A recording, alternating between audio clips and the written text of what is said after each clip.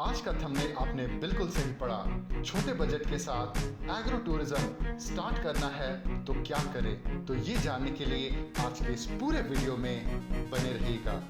तो जैसा कि आपको भी पता है कि जब भी हम एग्रो टूरिज्म का प्रोजेक्ट स्टार्ट करते हैं तो हम आपके फार्म को समझने की कोशिश करते हैं, आपके कॉम्पिटिटर्स को समझने की कोशिश करते हैं, आपके लोकेलिटी को भी समझने की कोशिश करते हैं, परफेक्ट कस्टमर जो होंगे उसको भी हम समझने की कोशिश करते हैं और उसके साथ साथ हम आपके पर्सनल सिचुएशन को समझने की भी कोशिश करते हैं। हेलो दोस्तों और मेरे आज के नए युग के किसान भाइयों, मैं विवेक गहतराज, फाउंडर और क्रिएटर किसान बिजनेस क्लिनिक।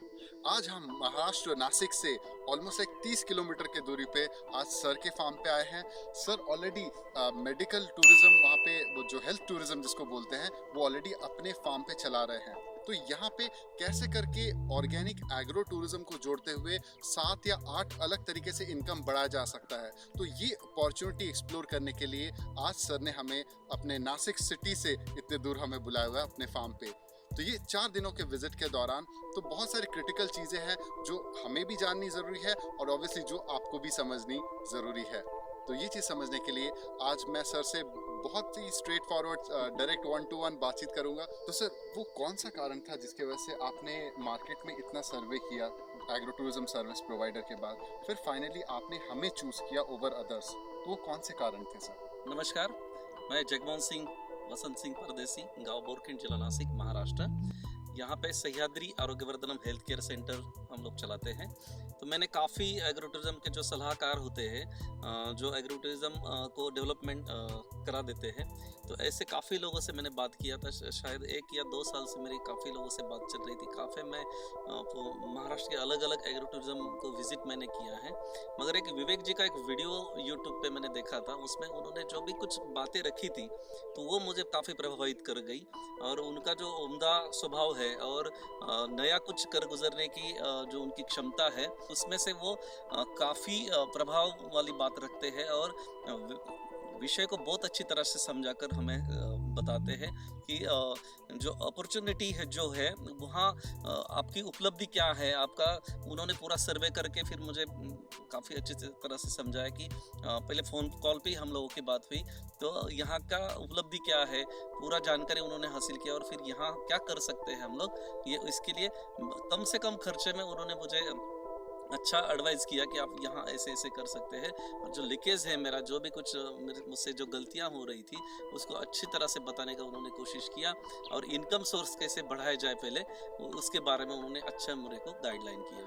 जी, तो सर जैसे आपने देखा होगा कि मार्केट में जैसे 2 साल से आप रिसर्च कर रहे थे एग्रो टूरिज्म को लेके, तो दूसरे एक्सपर्ट्स ने आपको क्या कहा जो आपको पसंद नहीं आया सर? हाँ, उन्होंने काफ़ी ऊंची ऊंची बातें कही। जैसे कि उन्होंने कहा कि हमारा लोगो यूज़ करना पड़ेगा। मैंने उनको पूछा कि लोगो अगर आपका यूज़ करते हैं हम लोग, तो हमें क्या फ़ायदा होगा, क्योंकि लोगो तो आपका है, आपका नाम बड़ा होगा, इसमें हम लोगों का क्या फ़ायदा होगा। तो या तो इस लोगो आपका यूज़ हम लोग करते हैं तो आप कुछ कस्टमर्स भी हमारे को प्रोवाइड करोगे क्या। तो इसका आंसर उनके पास इतना खास नहीं था जो मुझे पसंद नहीं आया। जी, जो एग्रो टूरिज्म जो सलाहकार है, जो पूना की कुछ टीम है, उनसे मैंने बात किया था। एक अमरावती का टीम है, उनसे मैंने बात किया था कि पूना की टीम ने तो मुझे बोला कि यहाँ आने के बाद जो सर्वे करेंगे या तो इंफ्रास्ट्रक्चर जो खड़ा होगा तो उसका जो टीम होगा तो उनका खुद का ही होगा, और आने का भी खर्चा उन्होंने काफ़ी मुझे बड़ा बताया था। और इंफ्रास्ट्रक्चर का जो भी टीम अलग होता है, तो वो कंस्ट्रक्शन लाइन का जो टीम होता है उसमें भी फिर उसका फीस भी आपको अलग देना होगा। फिर उसका जो सर्वे होगा या तो उसका जो भी कुछ होगा, वो अलग अलग पार्ट में मुझे काफ़ी खर्चे नज़र आ रहे थे, इसलिए मैंने उनको इग्नोर कर दिया।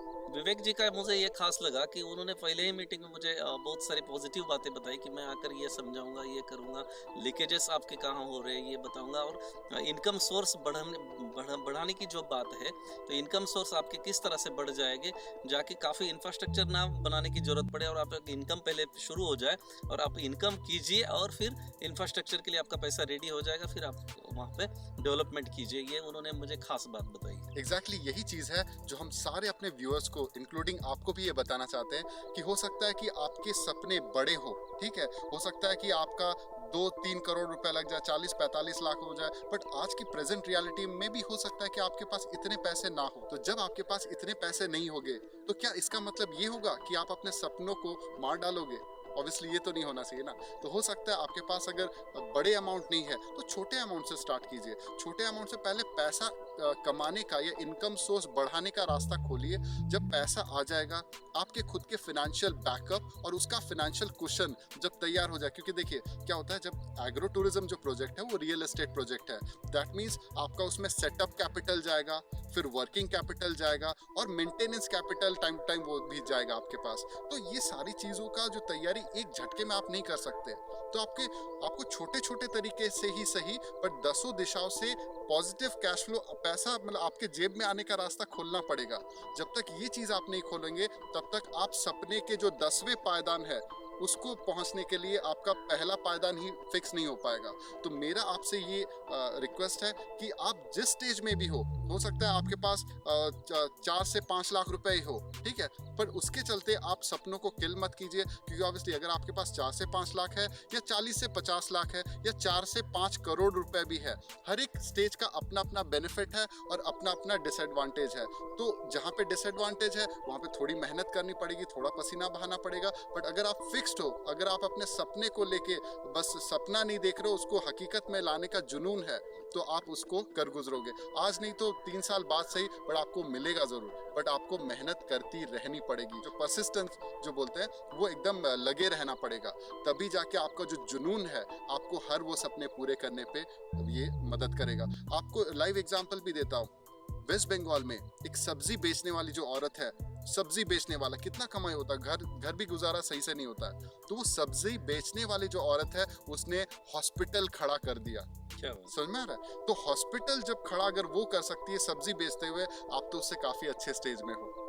तो उसी के चलते आप अपना जज्बा बनाए रखिए और छोटे छोटे स्ट्रैटेजिक तरीके से, क्योंकि हो सकता है आपके पास प्रोफेशनल तजुर्बा नहीं है, बट किसान बिजनेस क्लिनिक जैसे प्रोफेशनल तजुर्बेकार लोग, जैसे हम लोग हो गए, हम लोग जैसे प्रोफेशनल लोगों को जब आप अपने साइट विजिट के लिए बुलाते हैं या फिर ऑनलाइन ट्रेनिंग भी क्यों ना लेते हैं, तो इससे आपको मार्गदर्शन होता है। तो सही गाइडेंस और सही जो फोकस के तरीके से आप अगर आगे बढ़ेंगे तो आपको जो पहाड़ जैसा जो बड़ा टारगेट दिख रहा है वो धीरे धीरे करके छोटा छोटा बेबी स्टेप में आपको अचीव होता भी रहेगा। कॉन्फिडेंस भी बिल्डअप होगा और कॉन्फिडेंस बिल्डअप होने से आपको पैसा कमाने की तरफ और जुनून आता चला जाएगा।